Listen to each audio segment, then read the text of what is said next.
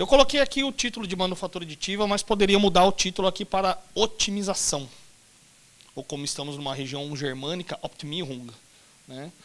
Para falar sobre vários tipos de otimização que existe na parte de pesquisa e desenvolvimento de produto. Não vou sair muito da minha área, né?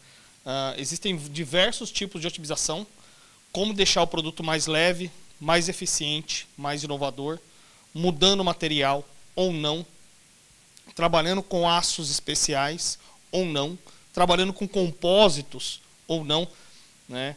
Eu brinco lá, o pessoal lá na empresa lá fala que eu sou o tarado do nióbio, né? Porque eu já trabalhei bastante com nióbio, é um baita do material que eu gosto bastante. Fibras, né, como o Leandro comentou. Inclusive é parecido comigo, né? Baixinho, gordinho, sem pescoço também, né, cara? Parecido comigo também. Colombiano ali, gente fina, né? A parte de compósitos, né? Fibra de carbono, fibra de vidro, aramida, né? Fibra de vidro, né? Lembra, né, na época do gurgel e tudo mais? Poxa, deixava o gurgelzinho na rua, o bichinho ficava todo ondulado assim, né? E não existe mais isso hoje. Não existe, né? São materiais fenomenais, materiais muito bons, muito bons. Estou começando aqui a parte de manufatura aditiva.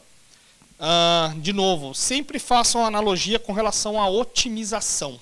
A otimizar, melhorar, integrar processos com o grande objetivo de redução de peso, diminuir peso. Novamente, né, eu trabalho bastante na área agrícola, né, e uma vez um presidente de uma grande empresa agrícola, né, lá de Marília, falou: Garbim, se trator flutuasse seria o melhor dos mundos. Tá? Se trator flutuasse seria o melhor dos mundos. Não tem muita compactação de terra, a germinação é muito melhor, tudo mais, né? Então, a manufatura aditiva requer diversos processos. Hoje em dia existem diversos materiais, tá, voltados para essa questão de manufatura aditiva metálica ou manufatura aditiva polimérica, tá? Eu vou falar um pouquinho mais da parte metálica. A parte metálica é, claro, bastante complexa, né? O custo, eu estava conversando lá com os camaradas lá atrás, precisa ser muito bem estudado com relação ao custo, porque dependendo do seu tipo de aplicação, é bastante custoso. Agora vamos pensar o seguinte: a Embraer, eles precisam deixar algumas peças de reposição. Vou pegar um caso real, de novo, eu sou um pouco limitado, eu gosto de dar casos reais. A Embraer precisa ter algumas peças de reposição. O que custa mais para a Embraer será deixar um baita de um spare parts, né? São peças de reposição, lá parado, ou imprimir quando for usar? O que será que é mais caro? O que será que é mais barato? Hoje em dia, os métodos que existem, eu vou mostrar alguns métodos aqui de impressão 3D. A usabilidade, a aplicação desses produtos não é só mais para protótipos, é realmente para aplicações funcionais.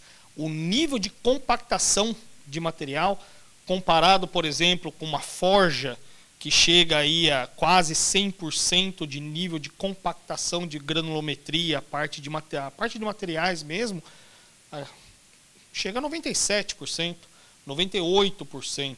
Ou seja, são tecnologias excelentes que já estão aí disponíveis para ser utilizadas. O que precisa ser feito é o seguinte: vale a pena? Dá ROI? Dá payback? Isso ou não? Então, depende. Tudo depende. Tá? Aqui é um exemplo de todos os processos, né, os mais diversos processos de manufatura aditiva, principalmente metálica. Aqui, tá?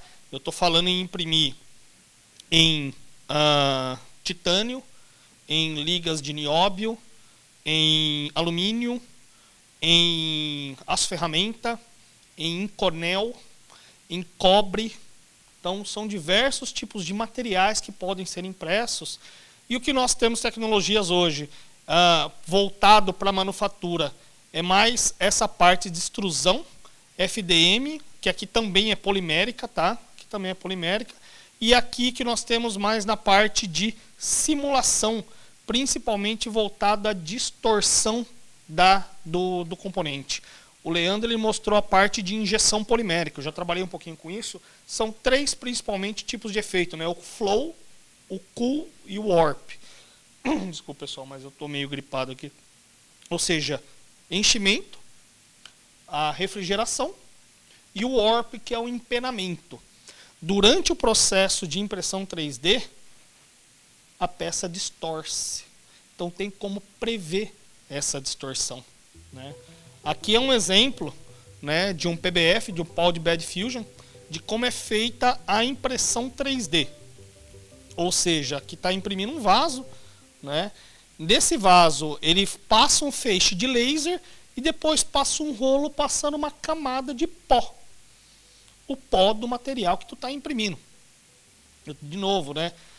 Normalmente esse pó é vendido por quilo, tá? E normalmente, claro, depende da peça, tudo depende, mas eu acho que é legal dar alguns casos reais, tá? A cada quilo de uma peça que você... Obrigado, Gustavo, valeu mesmo, cara. A cada quilo de uma peça que você imprime, você precisa de 3 quilos de pó. Ou seja, se você vai imprimir uma peça que vai pesar em torno de 1 quilo, você precisa de 3 quilos de pó.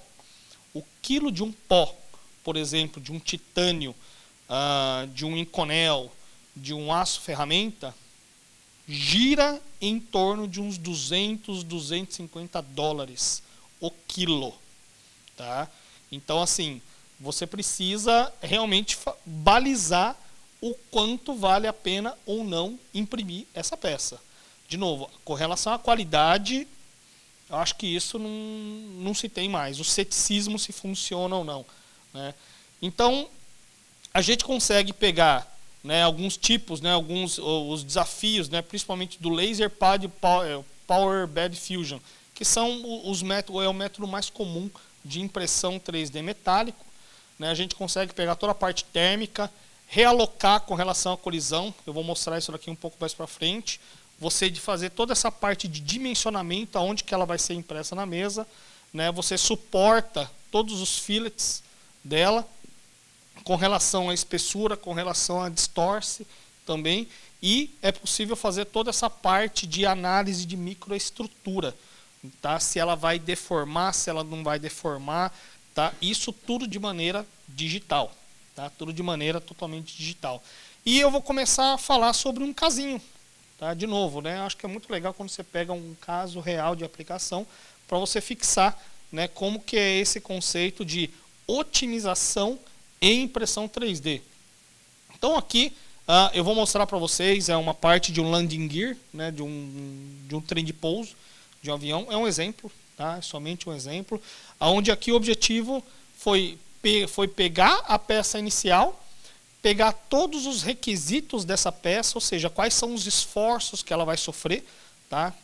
Quais são as forças, os esforços com relação à vibração, e com isso fazer toda a parte de otimização topológica, tá? Isso daqui é um assunto que eu gosto bastante, tá? Eu lembro na minha apresentação anterior eu comentei que eu morei um tempo na Alemanha, e o tempo que eu morei na Alemanha foi trabalhando em cima disso.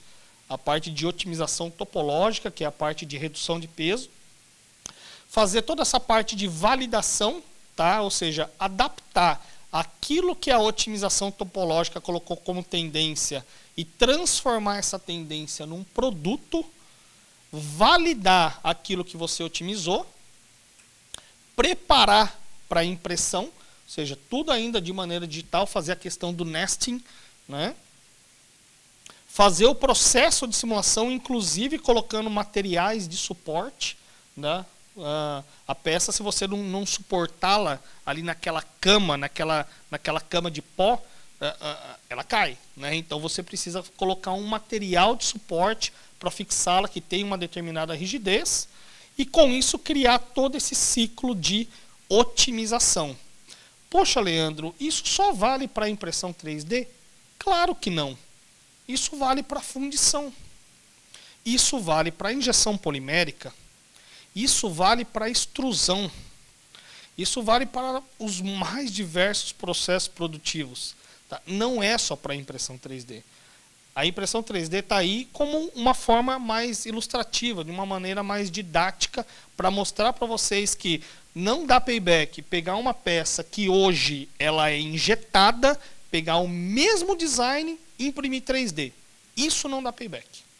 Isso não justifica.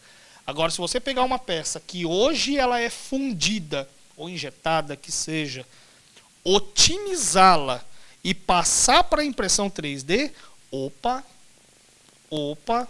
isso sem perder os requisitos estruturais dela, às vezes aumentando.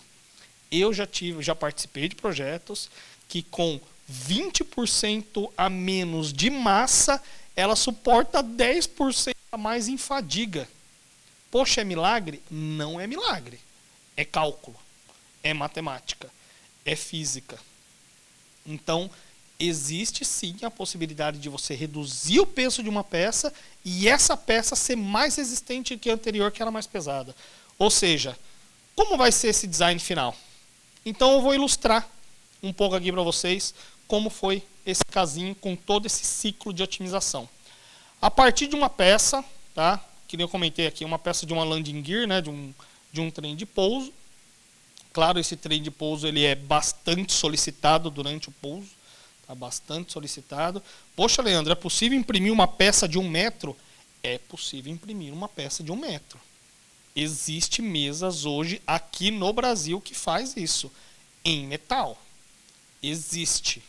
E detalhe, não é muito longe daqui, tá? Inclusive aqui em Joinville existe uma. Não chega a ser de 1 metro. Mas aqui em Joinville é uma referência de impressão 3D metálica. Eu vou fazer propaganda para os outros sem pagar, tá? Senai. O Senai aqui de Joinville é uma referência nacional em impressão 3D metálica. O pessoal lá é fenomenal. Fenomenal. Então vamos lá. Tem a peça. A partir dessa peça tem uns requisitos. Ou seja, quais são os esforços que ela tem? Vai ser tantos newtons em X, tantos newtons em Y, tantos newtons em G. Vai ter alguma aceleração, vai ter algum deslocamento independente. Tá? Ou seja, todos esses esforços você consegue colocar, imputar como uma forma de condição de contorno. Lembra que eu comentei na última apresentação sobre a questão de testes? Da onde veio esse esforço? Que esforço é esse? Isso é um desafio principalmente da área agrícola. A área agrícola o pessoal fala, está quebrando. Tá, beleza, está quebrando. Mas qual a carga? Não sei. Só sei que está quebrando. Tá, mas qual é o esforço que chega na carga? Ah, não sei, eu estava ali num arado ou num sulcador. Sulcador é que faz aquelas covinhas, né? Tava lá um sulcador, pegou uma raiz e quebrou. Tá, mas qual é a força que existe, por exemplo, sem considerar raiz, sem considerar pedra, que existe bastante, se o solo é argiloso, se o solo é arenoso, qual é o esforço? Não sei. Mede. Então tem como medir esse esforço, por exemplo, de 600 newtons, né, de 6.000 newtons. Tá? De novo, estou fazendo uma analogia com a parte agrícola e de onde que vem esse esforço. Tá? Pode ser por cálculo analítico, você pode fazer, né, usar o seu segundo ano de engenharia, né, mecânica especificamente, pegar da onde que vem esse esforço, e a partir daí tem lá toda a parte de condição de contorno, deslocamento, tudo mais. Isso a gente usa, né, agora, não só falando milagre, mas falando nome de santo, né, é o SimCenter 3D. Tá? O SimCenter 3D é o nome do camarada que roda esses tipos de análise. Tá? E dentro desse SimCenter 3D, ele roda em cima do NX. O NX é o CAD, tá? Um dos CADs, a Siemens tem 2 CADs, né? O NX e o Solid Edge, mas o NX é uma plataforma extremamente importante para a Siemens, porque muito desses cálculos é feito no NX. E você confunde quando você está desenhando, quando você está calculando. Por quê? Porque a plataforma é a mesma. O GUI, que é a interface gráfica, né, que é o Graphical User Interface, é a mesma. Então a correlação entre CAD e CAI é a mesma. Você não trabalha com o modelo burro, você trabalha com o modelo parametrizado. Tá? Então a partir daí você tem lá dentro do NX, olha o NX aqui. Estou me estranhando com esse negócio aqui. Arrasar, olha lá. Olha o NX aqui, bonitinho. Dentro do NX você coloca todo lá o deslocamento, condição de contorno, olha aqui, ó. Você coloca aqui, ó. Todas as condições de contorno, materiais, 3D. Você faz o seu cálculo estrutural. Simples até então. Simples até então. A partir daí, com esse cálculo estrutural, você vai começar a otimizar. O que é otimizar? Você só vai colocar material onde tem carga. Se tem carga, tem material. Se não tem carga, não tem material. E isso de uma maneira totalmente orgânica. Tá? De uma maneira totalmente orgânica. Tá? É o próprio computador que vai esculpir a peça para você. Isso é uma tecnologia chamada otimização topológica. Muitos também conhecem como otimização não paramétrica, não linear. Estou falando de novo, né, alguns jargões, tá, que normalmente, se não é do mundo de vocês, pelo menos se alguma vez já ouvirem falar sobre isso, você já sabe do que se trata. Tá? Então, essa otimização topológica, ele é um conceito matemático, tá? Que consiste em esculpir a peça de uma maneira totalmente orgânica, principalmente usando uma metodologia chamada biomimética, que é o quê? Que é a engenharia imitando a natureza. Tá? Você já viu aqueles corais dos fundos dos oceanos como tem uma forma totalmente orgânica? Tá? Aquilo lá é um design praticamente perfeito. Então, a otimização topológica nada mais que a engenharia imitando a natureza. Tá tentando imitar a natureza. E com isso a gente chega nos mais diversos tipos de desenho, tá? Os desenhos orgânicos, só que a gente precisa transformar essa tendência de design num produto. Tá? E com isso a gente tem toda essa parte de integração do CAD, do Computer Aided Design, com o CAE, com o Computer Aided Engineering. Ou seja, nós transformamos essa tendência num produto. Tá? Ele sai desse bloco, tá? Eu até brinco aqui, desse blocão, e a partir daqueles esforços, o próprio software já vai gerar essa tendência para mim, dentro do NX. Tá? A partir daí, a gente faz toda essa parte de validação, ou seja, converte a tendência num produto. Tá? Com esse produto, a gente consegue fazer, tá, outros tipos de otimização também.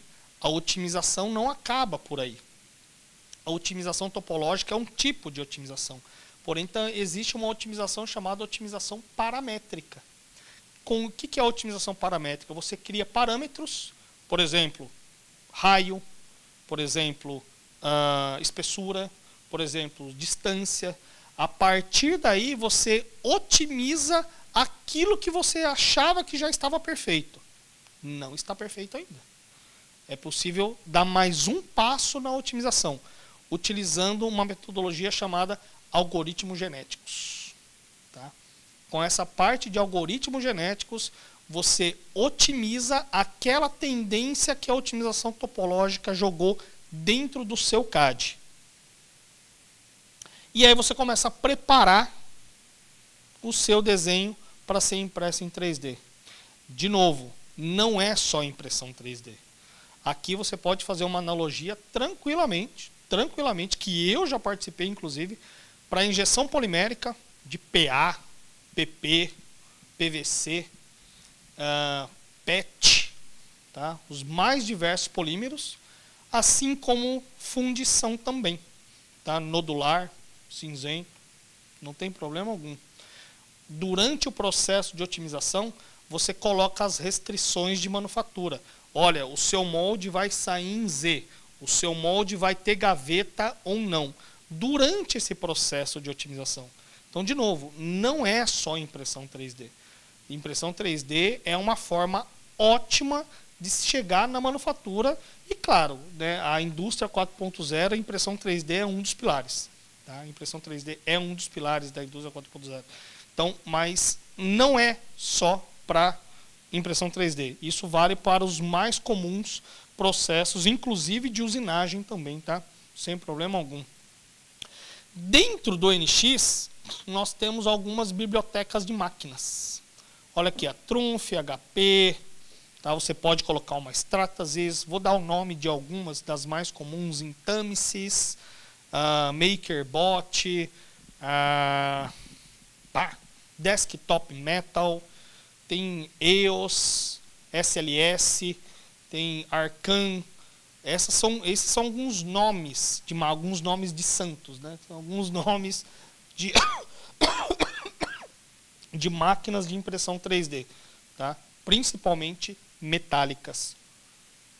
E dentro do software, a gente já tem essa biblioteca. Tá?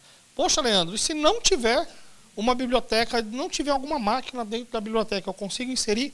Claro, você consegue inserir qualquer máquina para dentro dela, para que do próprio software ele já vai fazer. Agora alguns aqui vai ter frio na espinha, hein? Código G. Código Z de usinagem. O que ele vai fazer? Vai fazer o slicing. Ele vai fatiar essa peça para colocar em código de máquina. Né? O código G normalmente é para usinagem, né? Putz, quase tomei pau dessa porcaria, cara. Não gosto desse negócio aí. Não é para mim. Dentro dele, a gente já passa, tá? A gente coloca todos os dimensionamentos, tá? As distâncias, e dentro do NX a gente já coloca para imprimir. Sendo que a Siemens tem uma parceria com uma empresa belga chamada Materializa.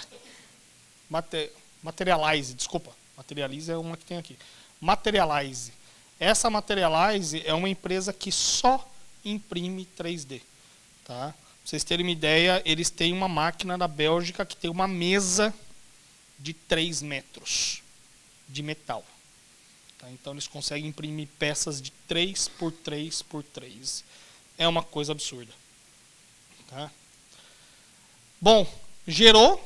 O código aqui são algumas máquinas também, tá? EOS, lembra? Concept Laser, EOS que eu comentei. São toda a biblioteca que já está dentro do software. E a partir daí a gente passa para o processo, tá, de impressão. A gente começa a imprimir a peça em si. Ou seja, você já pegou um conceito, otimizou de maneira da parte topológica, otimizou, né, parametricamente, com a parte paramétrica, você já fez o nesting da peça, ou seja, você posicionou as peças para impressão, gerou o código de slice, né, gerou o código de fatiamento, o código G, e você joga para a máquina para impressão. Aqui é um exemplo, de novo, né, de impressão metálico, mas poderia ser polimérico sem problema algum. Tá? Poderia ser polimérico sem problema algum. Ou seja, a gente consegue exatamente simular como vai ser o processo de impressão, e nesse processo de impressão a gente consegue pegar os distorces, se vai mudar a questão do dimensional da peça. Tá? Claro que a questão da rugosidade da peça, o acabamento, isso varia muito, muito de máquina para máquina. A calibração da máquina, ela é bem complexa de ser feita. Tá? Inclusive, existem softwares específicos. Poxa, a calibração de uma máquina que imprime titânio é a mesma calibração, é a mesma máquina que imprime titânio, Inconel, é a mesma máquina. Né? Mas a calibração de um titânio é a mesma coisa que um Inconel, é a mesma coisa que um alumínio, é a mesma coisa que um cobre? Não. Por quê? Ponto de fusão são diferentes. Tá? Ponto de fusão de um cobre é muito diferente, por exemplo, de um titânio. Tá? Um titânio chega em torno, se eu não me engano, aí, quase 1000 graus. Tá? Um cobre chega o quê? Um ponto de fusão de um cobre, sei lá, uns 400 graus, uns 500 graus já está fundindo. Já um cobre. Então, você consegue mudar na própria máquina a calibração de impressão. E com isso, a gente consegue criar, tá? Caso tenha distorces, a gente pode criar compensação desses distorces. A analogia é exatamente a mesma para estampagem, que é exatamente a mesma para injeção polimérica. Tá? Exatamente a mesma. E com isso a gente consegue criar esses materiais de suporte. Tá? Lembra que eu comentei? Os materiais de suporte normalmente são caros também, não são baratos, os materiais de suporte. Inclusive tem como colocar esses materiais de suporte como uma forma de restrição durante o processo de otimização, para você reduzir a quantidade de material de suporte. Tá? E com isso, tá, a gente consegue fazer estudos, tá, aqui, ó, por exemplo, de acabamento, de distorces, por exemplo.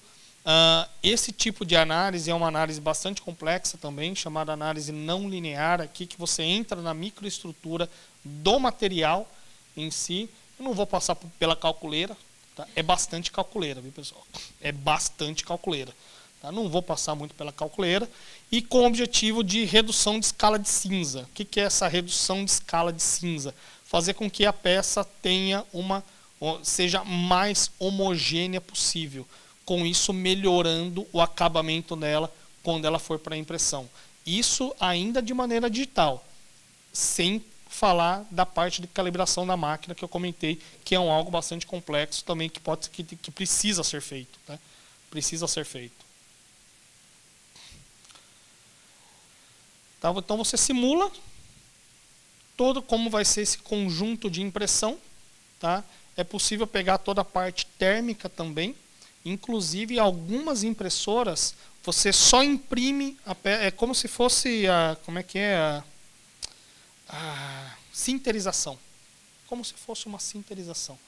Tá? Você imprime com um binder, depois você joga ela para um forno, por exemplo, aí o aglomerante ele sai e funde a peça em si. Isso, claro, sem perder os termos aí com relação à parte do dimensional. Distorção, a gente consegue pegar toda a distorção por layer, como eu comentei, e também a parte de tratamento térmico. Com isso a gente consegue gerar alguns gráficos, tá? Os gráficos de distorção e os gráficos de congelamento térmico, ou seja, aonde tem grandes mudanças de temperatura, normalmente está onde tem grandes mudanças de dimensional, de espessura, e é aí que começa a ter mais problemas de distorção. E claro, todos os limites de implementação podem ser feitos de maneira manual. Você pode fazer gravações durante o processo de impressão também. Você consegue gravar a laser, nada mais é que mudar a intensidade do laser, né? O laser, eu conheço uma empresa, fica lá em São Paulo, tem uma outra aqui em Floripa também, muito legal. Normalmente o laser é russo, tá? E você mudando a intensidade do laser, você calibra para aquele tipo de material, ou você imprime ou você grava, como está aqui. Ó.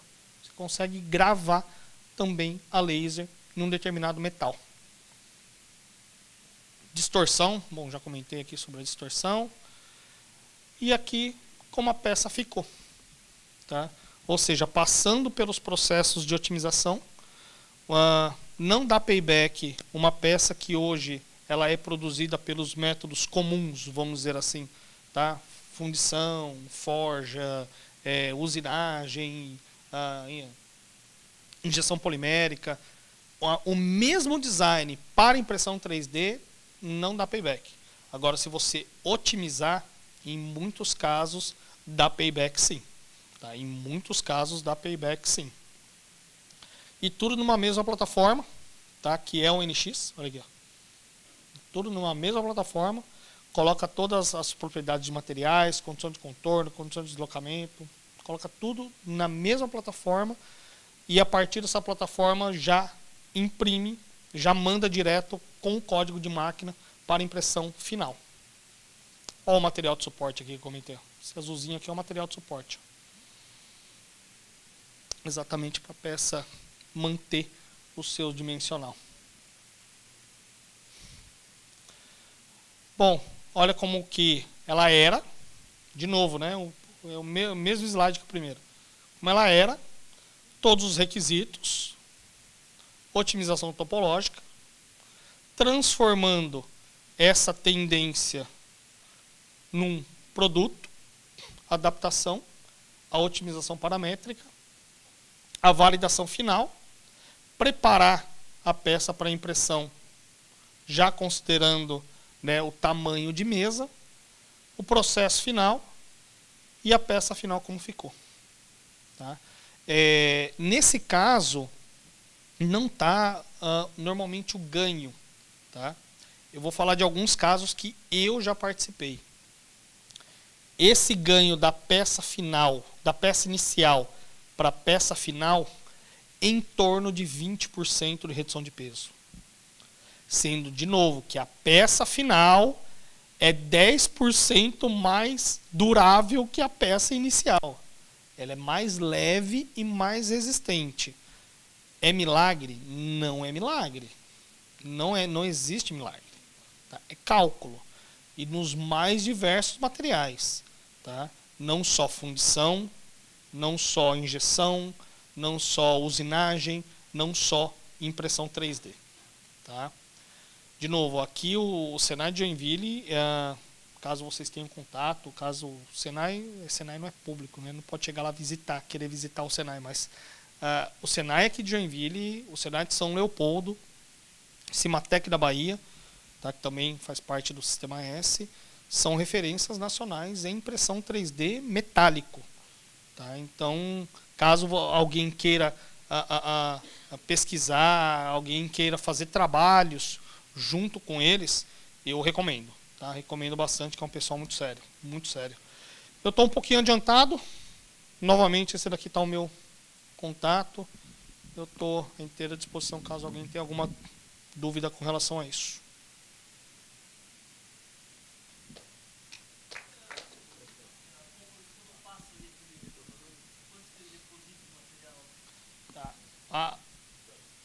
Ele perguntou quanto ele deposita de material. Normalmente a precisão dessas máquinas são décimo de milímetro. Tá? É uma precisão muito boa. Muito boa. De novo, o que manda bastante é a compactação que você vai ter na sua peça final. Existem alguns casos que depois da peça pronta, você, além de mandar para um forno, você manda para uma autoclave chamada HIP, que é esqueci o nome. O que é esse HIP? É pressão e temperatura. É como se fosse uma autoclave mesmo, com pressão e temperatura para você compactar a parte do material e chegar a próximo de 100% de compactação. Assim como é, por exemplo, forja, assim como é, por exemplo, usinagem. Tá? Oi, Helena. No caso, quando você tem um processo de fundição, e imagino que aqui também, quando você tem gradiente de temperatura e espessuras, gera muita tensão residual. Como é que você faz? Tem que passar por um alívio de tensões, passar depois por um tratamento térmico ou não requer? Nesse caso, é o contrário. Tá? Nesse caso, é o contrário. Você manda para tratamento térmico, principalmente para você fazer tratamento superficial. Né? A distorção que existe aqui é exatamente durante o processo de impressão, existe essa possibilidade de distorção. Então, você pode ou não enviar para tratamento térmico, mas principalmente aí para camada superficial. Tá?